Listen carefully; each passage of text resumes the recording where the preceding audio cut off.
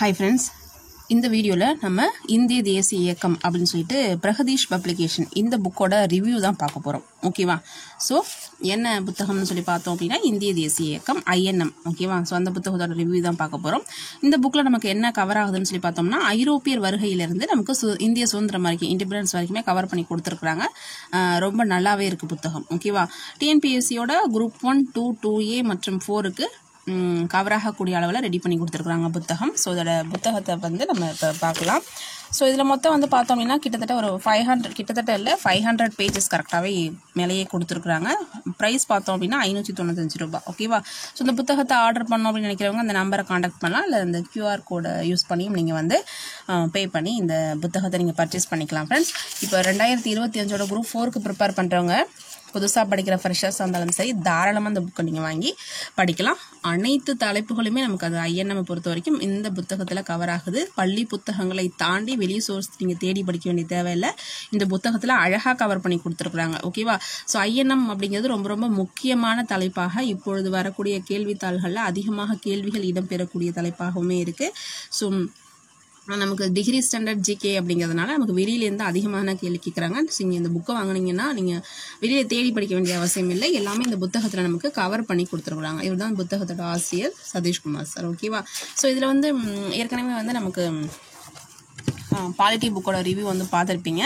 மொத்தம் 4 புத்தகங்கள் போட்டிருக்காங்க. அரசியலமைப்பு இப்போ போட்டிருக்கிறது தான் இந்த இந்திய தேசிய இயக்கம். குரூப் 2 மெயின்ஸ் 1, 2 மெயின்ஸ்க்கான சோஷியோ எக்கனாமிக் இஷ்யூஸ், சமூக பொருளாதார பிரச்சனை, அதுக்கப்புறம் இந்தியன் எக்கானமி. ஸோ இந்த 4 புத்தகங்களுமே கண்டென்ட் வைஸ் என்ன கேட்டிங்க அப்படின்னா ரொம்பவே நல்லா இருக்கு. இந்தியன் பாலிட்டி அப்படிங்கிறது நமக்கு லக்ஷ்மிகாந்த் புக் எப்படி இங்கிலீஷ் மீடியத்தில் இருக்கோ அதே போல் தமிழ் மீடியத்தில் நீங்கள் இந்த பிரகதீஷ் பப்ளிகேஷன் புக்கை நீங்கள் நம்பி வாங்கி படிக்கலாம். ஓகேவா? ஸோ அந்த அளவுக்கு கண்டென்ட் இருக்குன்னு நான் சொல்ல வரேன். ஓகேவா? ஸோ இதோட பார்த்தோம் அப்படின்னா நமக்கு பாருங்கள், நமக்கு ஐரோப்பியர் வருகையிலேருந்து ஸ்டார்ட் பண்ணியிருக்காங்க. ஸோ ஒவ்வொன்றா கவர் பண்ணி கொடுத்துருக்குறாங்க. நீங்கள் பார்த்தீங்க அப்படின்னா தெரியும். நான் ஒவ்வொரு ரிவ்யூ காமிக்கிறேன், நீங்கள் புத்தகத்தை காமிக்கிறேன். நீங்கள் வீடியோவில் பார்த்துட்டு நீங்கள் சந்தேகங்கள் ஏதேனும் இருந்துச்சு அப்படின்னா நீங்கள் பாருங்கள். வாரன் ஹேஸ்டிங்னா அவருடைய என்னென்ன கொண்டு வந்தார், காரன் வாலிஸ்னா அவர் என்ன கொண்டு வந்தார் அப்படின்னு சொல்லி கொடுத்துருக்காங்க. நீங்கள் சந்தேகங்கள் இருந்துச்சுன்னா நீங்கள் தாராளமாக கமெண்ட் பண்ணலாம், நான் ரிப்ளை கண்டிப்பாக பண்ணுவேன். ஓகேவா?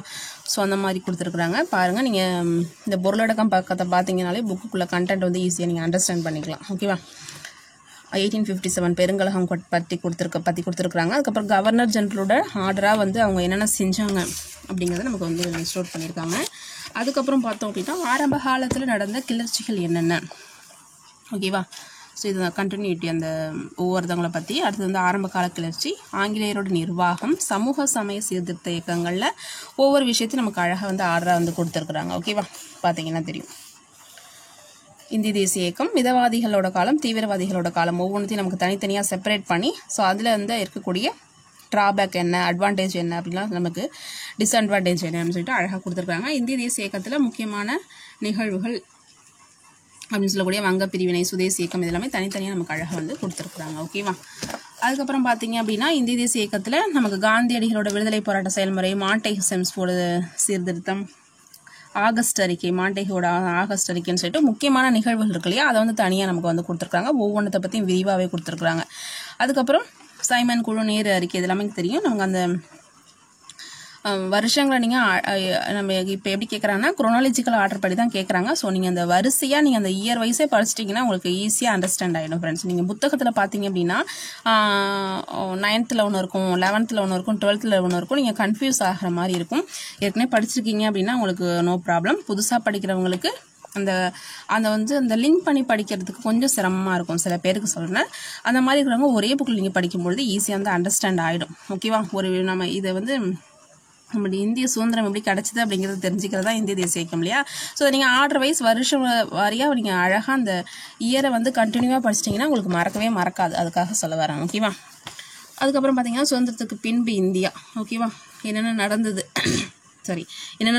அப்படிங்கிறத அழகாக வந்து கொடுத்துருக்குறாங்க. அதுக்கப்புறம் முக்கியமான பார்ட் எனக்கு ரொம்ப பிடிச்சது என்ன அப்படின்னா இந்த இந்திய விடுதலை போராட்ட தலைவர்களை பற்றி தனித்தனியாக கொடுத்துருக்குறாங்க ஃப்ரெண்ட்ஸ். ஓகேவா? ஸோ அவங்கள பற்றின பிறப்பு, அவங்க இந்திய விடுதலை போராட்டத்துக்கு என்னென்ன செய்தார்கள், என்ன போராட்டத்தில் கலந்துக்கிட்டாங்க, அவங்களுடைய புத்தகங்கள் என்ன, பத்திரிகைகள் என்னன்னு சொல்லிட்டு தனியாகவே கொடுத்துருக்குறாங்க. ஸோ இது வந்து நம்ம வெளி சோர்ஸில் தேடி படிக்கிற மாதிரி இருக்கும். பட் ஆனால் அழகாக நமக்கு ஒரே இடத்துல கவர் பண்ணி கொடுத்துருக்காங்க. கிட்டத்தட்ட பார்த்தீங்கன்னா ஒரு 60 ஓகேவா 60 பேர் வந்து தலைவர்களை இந்த சுதந்திர போராட்டத்தில் ஈடுபட்ட முக்கியமான சுதந்திர தலைவர்களை நமக்கு வந்து லிஸ்ட் அவுட் பண்ணி கொடுத்துருக்காங்க. இது பார்த்துக்கோங்க. இதர சில தலைப்புகள்னு சொல்லி கொடுத்துட்டு செய்தித்தாள்கள், முக்கியமான இந்திய இயக்கங்கள், புரட்சிகர நிகழ்வுகள், வழக்குகள் இது எல்லாமே தனியாக அழகாக வந்து பின்னாடி டேபிளர் காலம் போட்டு அட்டவணை மாதிரி கொடுத்துருக்குறாங்க. ஓகேவா. ஸோ இப்போ புக்கில் சில கண்டென்ட் மட்டும் உள்ள நான் காமிக்கிறேன் பாருங்கள். இப்போ வந்து விவசாய கிளர்ச்சிகள் அப்படின்னு சொல்லி பார்த்தோம் அப்படின்னா என்னென்ன அதை வந்து தனியாக கொடுத்துட்டு அதை பற்றி நமக்கு ஒவ்வொன்றா கொடுத்துருக்காங்க. ஓகேவா. நிறைய கிளர்ச்சிகள் நடந்திருக்கும். அது விவசாயம் சார்ந்த கிளர்ச்சிகள் என்ன அப்படின்னு சொல்லிட்டு அதை மட்டும் நமக்கு தனியாக கொடுத்துருப்பாங்க. இண்டிகோ கழகம் அதை பற்றி நல்லா ப்ரீஃபாகவே உங்களுக்கு எக்ஸ்பிளைன் பண்ணியிருப்பாங்க. ஓகேவா. மெயின்ஸ் கண்டென்ட்டும் நீங்கள் வந்து ஈஸியாக வந்து கவர் ஒரு தடவை படிச்சிட்டிங்க அப்படின்னா அதை ரிவைஸ் பண்ண வேண்டிய மட்டும்தான் வேலை. திரும்ப நீங்கள் கண்டென்ட்டை வெளியில் தேட வேணாம். தக்கான கழகம், பஞ்சாப் விவசாயிகள் சங்கம், ஸோ அந்த மாதிரி வந்து ஒவ்வொரு கழகத்தை பற்றி கொடுத்துருக்காங்க. அதுக்கப்புறம் வந்து பார்த்தோம் அப்படின்னா முக்கியமான டாபிக் வந்து நம்ம சமூக சமய அந்த இது இருக்கு இல்லையா, பிரம்ம சமாஜம் அதெல்லாம் சொல்லுவோம் இல்லையா. ஸோ அப்படி பார்த்தோம் அப்படின்னா அதை பற்றின கம்ப்ளீட்டான டீட்டெயில்ஸ் வந்து கொடுத்துருக்குறாங்க. ஓகேவா. இப்போ ராஜாராம் மோகன் ராய் அப்படின்னா அவருடைய சிறப்பு பெயர்கள் என்ன, நவீன இந்தியாவோட விடிவெள்ளி, ஸோ அந்த மாதிரி இந்திய தேசத்தோட முன்னோடி அப்படின்னு சொல்லிட்டு ஒவ்வொருத்தங்களை பற்றி விரிவாகவே கொடுத்துருக்குறாங்க. அவருடைய பத்திரிகைகள் என்ன அப்படின்னு சொல்லிட்டு. ஓகேவா. ஸோ அவருடைய கோட்பாடுகள், அவர் ஆரம்பித்த பிரம்ம சமாஜத்தோட கோட்பாடுகள் என்ன, அவரை பற்றின சில பேர் சொல்லியிருக்காங்க. சில அந்த கூற்றுகள் வந்து கொடுத்துருக்குறாங்க. ஓகேவா. அவர் என்னென்னத்துக்காக முன்னெடுப்புகள், அதாவது ஆங்கிலேயர் ஆட்சியில் வந்து ஈடுபட்டிருப்பார். அவருடைய நமக்கு தெரியும் சதி அதுக்கு முக்கியமான பங்களிப்பு. அதுக்கப்புறம் மற்ற விஷயங்கள் என்னென்ன அப்படிங்கிறது நமக்கு வந்து லிஸ்ட் அவுட் பண்ணியிருக்காங்க. ஓகேவா. ஸோ அடுத்தது பாருங்கள்.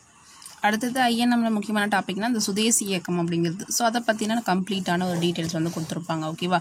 சுதேசி இயக்கத்தோட ஃபங்க்ஷன்ஸ் என்ன, செயல்பாடுகள் என்னென்ன அப்படின்னு சொல்லிட்டு ஒவ்வொரு டாப்பிக்காக நமக்கு வந்து கவர் பண்ணி கொடுத்துருப்பாங்க. ஓகேவா. அதாவது பம்பாயில் மட்டும் தொடங்கப்பட்ட அமைப்புகள் என்ன, பம்பாய் கழகம், பூனா சர்வஜனிக் சபா அண்டு இந்த மாநில சங்கம் அப்படிங்கிறது அதை பற்றின விஷயங்களுமே கொடுத்துருப்பாங்க அவங்களுக்கு தனியாக. ஓகேவா. சென்னைனா சென்னையில் தொடங்கப்பட்ட அமைப்புகள் என்ன, சுதந்திரத்துக்காக முன்னோடி அமைப்புகள், சென்னை வாசிகள் சங்கம், அதுக்கப்புறம் வந்து சென்னை மகாஜன சபா இதெல்லாம் தொடங்கியிருப்பாங்க இல்லையா. ஸோ அதெல்லாம் வந்து நமக்கு அழகாக வந்து கொடுத்துருக்குறாங்க. காங்கிரஸுக்கு முன்னோடி அமைப்புகள் அப்படின்னு சொல்லிட்டு சில கொஷின்ஸ்லாம் கேட்டிருக்கிறாங்க. ஸோ அதை வந்து லிஸ்ட் அவுட் பண்ணியிருக்கிறாங்க. அதுக்கப்புறம் பார்த்தீங்க அப்படின்னா ஐஎன்சி மீட்டிங் வந்து நமக்கு ரிப்பீட்டடாக கொஷின் கேட்கக்கூடிய ஏரியா. ஸோ அது வந்து புத்தகத்தில் எல்லா மீட்டிங்கும் வந்து நமக்கு கொடுத்துருக்க மாட்டாங்க. இதில் வந்து பார்த்தீங்க அப்படின்னா ஃபுல்லாகவே கவர் பண்ணி கொடுத்துருக்காங்க. அதாவது இப்போ ஃபஸ்ட்டு மீட்டிங் நடக்குதுன்னா அதோட தலைவர் யார், ஆண்டு என்ன, டேட் என்ன, தலைவர் யார், நடைபெற்ற இடம் என்ன, அதில் வந்து என்னென்ன தீர்மானங்கள் கொண்டு வந்தாங்க, என்னென்ன முக்கியமான நிகழ்வுகள் நடந்தது அப்படிங்கிறது லிஸ்ட் அவுட் பண்ணியிருக்காங்க. ஒவ்வொரு மீட்டிங்குமே கொடுத்துருக்குறாங்க. ஓகேவா. ஸோ எல்லா மீட்டிங்குமே கவர் பண்ணி முடிச்சுட்டு ஸ்டில் எது வரைக்கும்னா 1946 வரைக்குமே கொடுத்துருக்காங்க. எல்லா மீட்டிங்குமே கவர் பண்ணியிருப்பாங்க. 17னா பார்த்தீங்கன்னா தெரியும் அன்னி பெசன்ட் அம்மையார், கல்கத்தா. ஸோ ஃபஸ்ட்டு பெண் தலைவராக வந்து பங்கெடுத்துட்டு இருப்பாங்க. சென்னை அடையாற்றில் இருக்கக்கூடிய கோகலே மண்டபத்தில் தன்னாட்சி கழகத்தை நிறுவினார் அப்படிங்கிறதும் கொடுத்துருக்காங்க. இந்த டேபிளர் காலத்துக்கு அப்புறமா என்ன கொடுத்துருக்காங்கன்னா இந்த மீட்டிங்கோட முக்கியமான எக்ஸ்ட்ராக்ட் அப்படின்னு சொல்லக்கூடிய அளவில் முக்கியமான, அதாவது காங்கிரஸுக்கு தலைமை வைத்த அயல் நாட்டவர் யார், அதை பற்றி சில துளிகள், முக்கியமான துளிகள், இதுதான் நமக்கு கொஷின் கேட்கக்கூடிய ஏரியா அதிகமாக. இதை நீங்கள் கண்டிப்பாக வந்து இந்த பாக்ஸ் இருக்குல்ல, இதை கண்டிப்பாக நீங்கள் வந்து இந்த ஃபுல்லாகவே இந்த பாயிண்ட்ஸை நீங்கள் மெமரி பண்ணி தான் மக்கப் பண்ணணும்னு சொல்லுவாங்க இல்லையா, மனப்பாடம் பண்ணி வச்சுக்கோங்க. கண்டிப்பாக இது எல்லாமே ப்ரீவியஸ் இயர் கொஸ்டின் அளவுக்குமே நீங்கள் கொஸ்டினை பார்த்துருந்தீங்கனாலே தெரியும், எல்லாமே கேட்டிருக்குறாங்க. ஓகேவா. ஸோ அந்த மாதிரி நிறைய விஷயங்கள் நம்ம வந்து இந்த புத்தகத்தில் வந்து சொல்லலாம் ஃப்ரெண்ட்ஸ். ஓகேவா. இதெல்லாம் வந்து பார்த்தோம் அப்படின்னா ஆஃப்டர் இண்டிபெண்டன்ஸ், ஓகேவா, சுதந்திரத்துக்கு பிறகு வந்து நடந்த விஷயங்கள்லாம் நமக்கு வந்து அழகாக வந்து லிஸ்ட் அவுட் பண்ணியிருப்பாங்க. தொழில் கொள்கை, ஓகேவா, கல்வி மற்றும் அறிவியலில் என்னென்ன முன்னேற்றங்கள் நடந்தது அப்படிங்கிறதையும் நமக்கு வந்து இதில் கொடுத்துருப்பாங்க. அதுக்கப்புறம் பார்த்தோம் அப்படி முக்கியமான இந்திய இயக்கங்கள் என்னென்னு சொல்லிட்டு கொடுத்துருப்பாங்க. இது இல்லாமல் நம்ம ஒவ்வொருத்தங்களை பற்றி படிக்கும்போது படிச்சிருப்போம். ஆனால் டேபிளர் காலத்தில் படிக்கும்போது ஈஸியாக ஞாபகம் இருக்கும். ஓகேவா. பார்த்தீங்கன்னா தெரியும். ஓகேவா.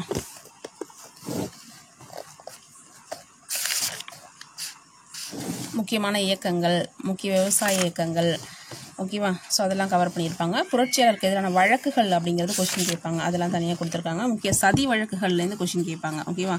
ஸோ அதை தனியாக கொடுத்துருக்காங்க. அந்த அமைப்புகள்லேருந்து கொஷின் வந்து கேட்டுகிட்டே இருப்பாங்க. அது ஆரம்பித்தது யார், எங்கே ஆரம்பித்தாங்க, முக்கியமாக ஆரம்பித்தது யார் அப்படிங்கிறது தான் கேட்பாங்க. ஓகேவா.